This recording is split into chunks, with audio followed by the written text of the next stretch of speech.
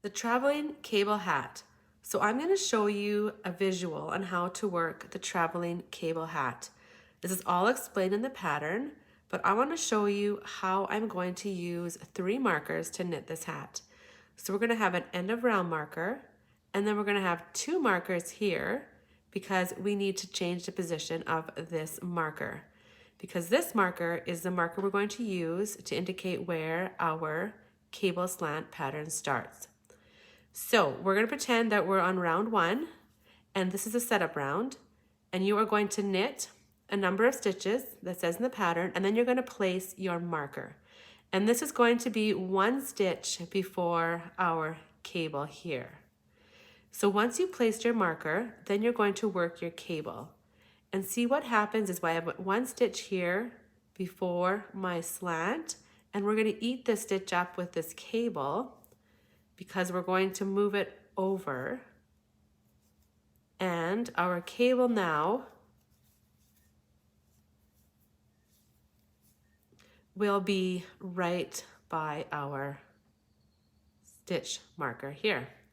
And then you're going to work across your cables, and on round 1 we're going to cross our cables. So we need to cross the cables that need crossing, and then we'll work all the way to our end of our round. So I have worked the round. Now I'm back to the end of round. So on my even rounds now, I need to change the position of this marker because when I do the next cross, I need my marker to be 1 stitch over here. So on our even rounds, we're going to knit to our marker, or to 1 stitch before our marker.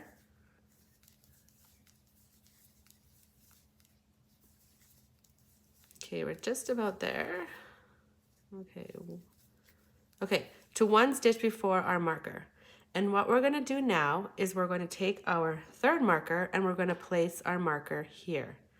Then we're going to knit this stitch, and then we're going to drop this marker.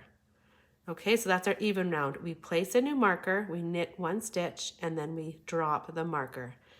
And then we work across our cable pattern, and on the even rounds, we do not cross any cables. We just work across in the manner that the stitch presents.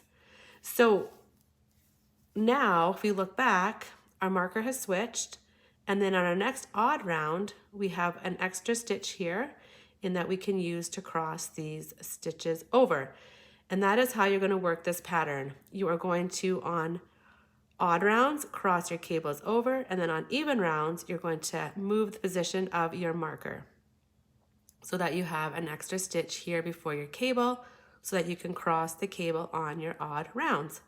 And that is how simple this is.